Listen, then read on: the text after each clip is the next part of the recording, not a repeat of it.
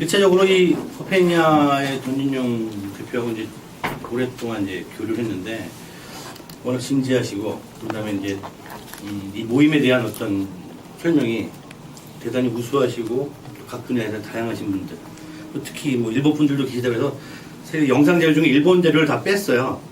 그것 때문에 시간이 좀 걸렸는데 왜냐면 일본 에이션이 뛰어난 게 많이 있는데 그분들한테 너무 낯익은 것이 될 수도 있기 때문에 그런 점을 좀 해서 준비했습니다.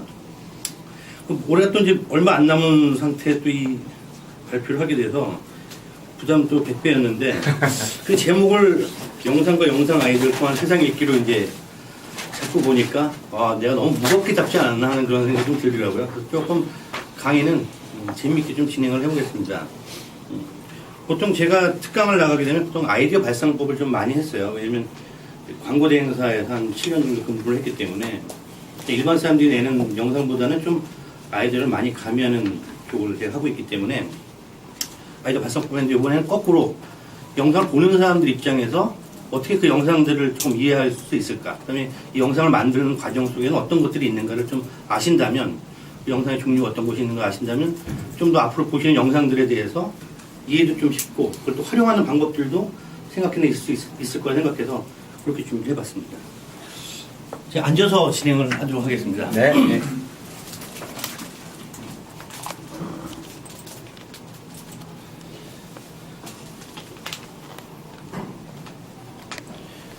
영상의 종류로 이렇게 보면 또 개념적으로 보는 게 아니라 여러분들이 쉽게 이해할 수 있도록 제가 만든 거니까 이렇게 이해하시면 돼요. 상업적 영상이 있고 비상업적인 영상이 있겠죠. 그 다음에 실사 영상, 영화라든지 뭐 드라마라든지 이런 것들이 있고 애니메이션이 있습니다. 근데 현재는 가장 중요한 미디어 믹스 시대에 지금 저희들이 와 있습니다. 어떻게 보면 영화가 애니메이션 같기도 하고 애니메이션이 영화 같기도 하고 그 다음에 컴퓨터를 이용해서 뭐 UCC도 많이 등장을 하고 있고요. 그 다음에 컴퓨터 전용 뭐 애니메이션이 개발되기도 하고요. 그리고 영상의 기초 지식은 제가 이제 여기 오시는 분들이 어떤 분들인지는 정확히 모르지만 다 알고 계시지 못하는 분들이 있기 때문에 이제 이걸 잠깐 말씀드리고 다음 이야기로 넘어가겠습니다. 영상의 가장 기본적인 원리는 잔상이라는 원리입니다. 그러니까 저희들이 이렇게 동짓날 그 쥐불놀이 하듯 돌리면 분명히 그 쥐불놀이 깡통은 어느 한 곳에 이 순간에 서 있어야 되는데 사실은 근데 그게 잔상으로 이렇게 눈에 안 든다는 건 저희 눈이 8분의 1초 정도 망막에 그 전 영상이 남아있기 때문이거든요. 그렇지 않다면 만약 그런 사람의 인체 구조가 없다면 영화 같은 것들이 다 스틸로 보일지도 몰라요. 근데 그 잔상 때문에 영화나 모든 것들이 돌아갈 수 있다는 거죠.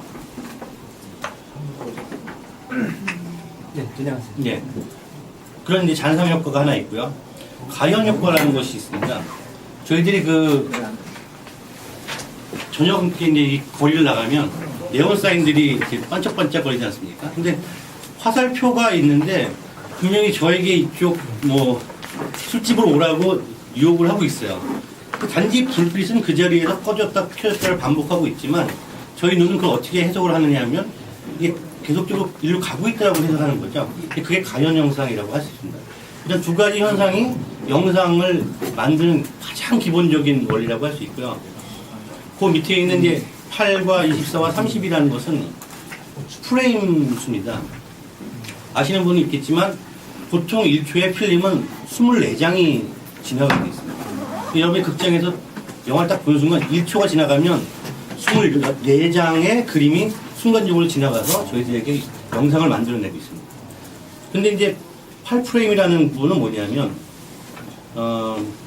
일본 사람들이 만든 것 중에 리미티드 영상이라고 해서 사람이 8분의 1초 정도 잔상이 남아있으니까 24장을 다 만들 필요가 없이 8장만을 만들어서 한 장당 3장씩 복사하는 거예요. 38에 24가 되잖아요. 그러니까 애니메이션을 특히 많이 쓰는데 보통 24장을 그리는 게 아니라 8장만 그려서 1초를 만들어내는 거죠. 그게 이제 8프레임의 원리가 되겠고요. 30프레임이라는 거는 요새 컴퓨터가 나오면서 프레임 수가 늘어났습니다. 그러니까 컴퓨터를 만드는 사람들이 30프레임을 1초로 잡는 부분을 만들어서 요새 인터넷이나 뭐 HD 카메라 이런 것들은 30프레임으로 잡는 영상들입니다. 그건 뭐냐면 더 훨씬 고급이 되겠죠. 같은 1초 내에 24장이 있는 게 30장이 있으니까 훨씬 더 고급으로 영상을 잡아낼 수 있다는 거죠.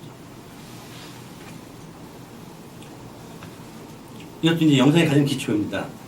그 알타미라 동굴벽화라는 게 있는데요. 이건 뭐 이제 학자들이 만들어낸 이야기일지 아니면 실제로 그 사람들이 그때 그랬을지는 모르겠어요. 동굴벽화를 봤더니 이 들소 다리가 4개가 아니라 8개로 되어 있는 겁니다. 이게 무슨, 이걸 어떻게 저희들이 이제 해석을 하냐면 옛날에 그 원시인들도 뭔가 움직이는 것을 표현하려고 하는 노력을 하지 않았을까. 그 지금 저희들이 뭔가 영상을 자꾸 만들어내려고 하는 사람이 되게 많아졌는데 사람은 영상에 대한, 움직임에 대한 뭔가 바꾸고 싶어 하는 욕구가 있어서 이런 행위를 하지 않았냐. 그래서 애니메이션이나 영화의 모든 그 역사책을 보면 가장 먼저 첫 페이지에 있는 게 이 알타미라 동굴벽화입니다. 이 정도는 상식으로 알고 계시면 나중에 도움이 많이 될 것 같고요. 그 밑에 이제 스탠포드와 마이브리지라는 사람이 있는데요. 스탠포드는 스탠포드 대학을 만드는 사람이에요. 그 스탠포드라는 사람이 우리가 이제 그 외국 영화를 보면 그 사교장에서 이렇게 와인 한 잔씩 마시면서 이런 얘기를 하잖아요. 저 말이 뛸 때 공중에 발이 다 떠 있을까? 아니면 뭐 착지되어 있을까? 뭐 이런 것들을 이제 내기를 한 거죠. 스탠포드가 이 마이브리지라는 사람을 불러서 그걸 찍었으면 좋겠다. 그래서 이 사람이 그 당시만 해도 이제 동영상이 없을 때니까 트랙에다가 카메라를 24대를 놓고 말을 뛰게 한 거죠. 그래서 뛰면서 실을 끊어서 이 말이 뛰는 장면을 1초를 잡은 거예요. 그래서 이 말 뛰는 장면이 이렇게 보이지 않습니까? 이런 이제 그 지식인들이 그런 장난 내지는 해프닝을 만들었던 것이 이제 동영상의 한 방법으로 이제 개발이 된 거죠. 마이브리지라는 사람은 이 사진을 찍은 사진사예요. 사진사인데 이걸 몇 번 찍다 보니까 재미가 나서 이걸 돌려볼 수 있게끔 턱턱턱턱 돌아가서 볼 수 있게끔 기계를 만든 사람이 마이브리지입니다. 지금 현대 영상하고는 좀 많이 수준 차이가 나지만 그런 이제 재밌는 일화이기 때문에 알아두시면 좋을 것 같고요. 애닐 콜이라는 사람은 이 사람이 첫 번째 세계 최초로 애니메이션을 만든 사람이에요.